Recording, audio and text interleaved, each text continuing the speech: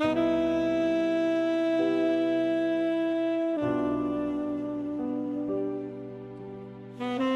had built her entire life around being prepared.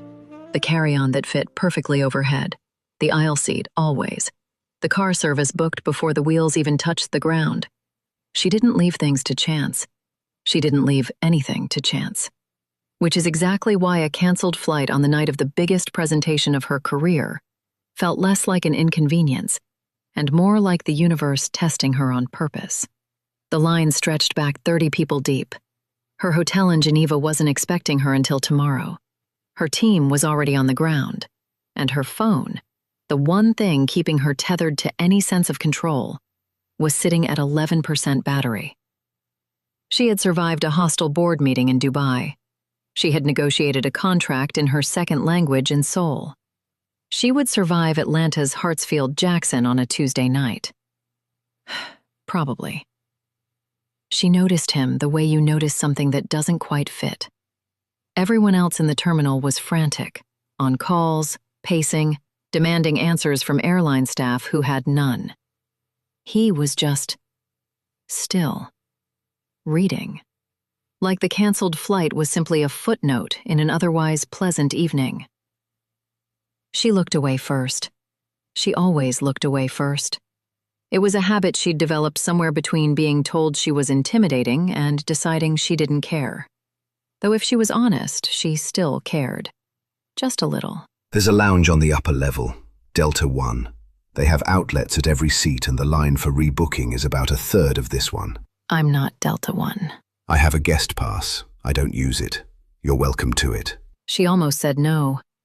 It was her default, the polished, professional no that kept her life clean and uncomplicated. But her phone chose that exact moment to buzz its final warning. And something about the way he offered, without expectation, without the performance of generosity, made her reach out and take the card. Thank you. James. Amara. Do you drink scotch? Or did I just assume? You assumed. But you assumed correctly. He didn't try to fill the silence. That was the first thing she noticed.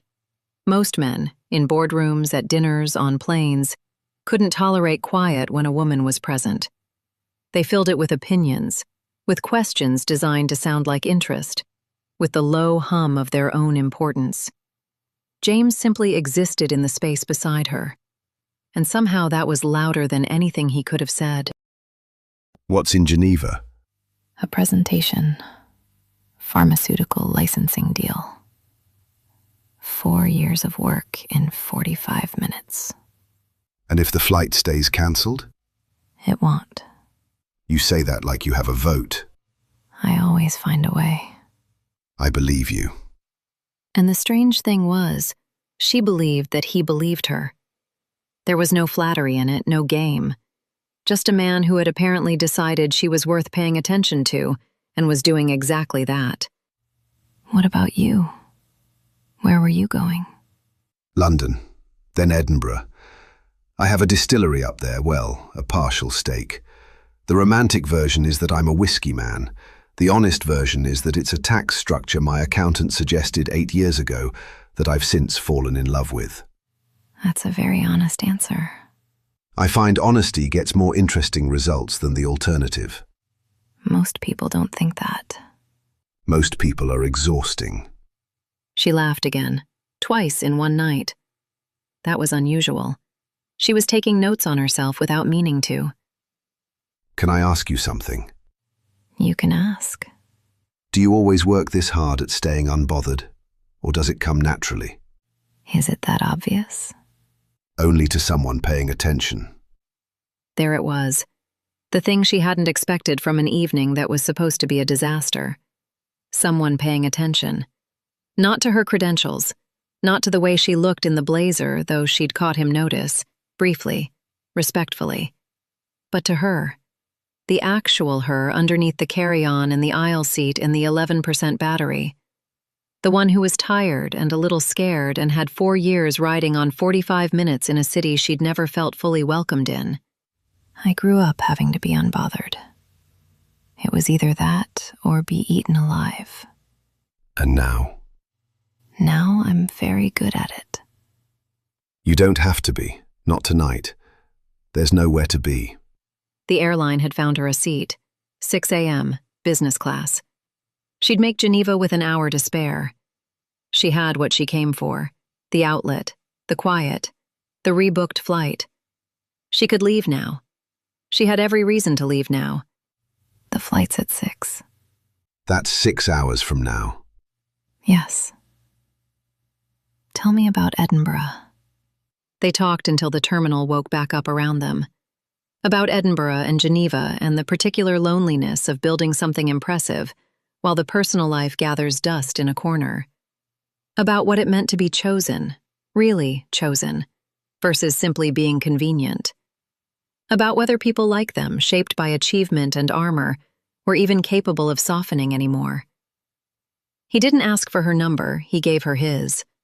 All of it: personal cell, London office, the Edinburgh Distillery's landline, which he admitted almost no one had. If you want to continue the conversation, no pressure, no expectation. She looks at the napkin, looks at him. James. Amara. I'll call you from Geneva. Amara walking through the terminal, rolling her carry-on, back straight, gold earrings catching the early morning light. She reaches into her blazer pocket and touches the cocktail napkin. She doesn't pull it out. She just lets herself feel it there. She got on the plane. She gave the presentation. She closed the deal. 4 years, 45 minutes, just like she knew she would. But somewhere over the Atlantic at 37,000 feet, Amara did something she hadn't done in a very long time. She stopped working. She closed the laptop. She looked out at the clouds and she thought about Edinburgh. About a quiet man who read actual books and gave away guest passes and asked questions like he actually wanted the answers. And she smiled, privately, just for herself, the way women smile when something unexpected turns out to be exactly what they needed. She called him from Geneva. That's a story for another time. And that is where we leave them. 2 people, 1 moment, and a story that's only just beginning. If this moved you, if you felt something, go ahead and like this video.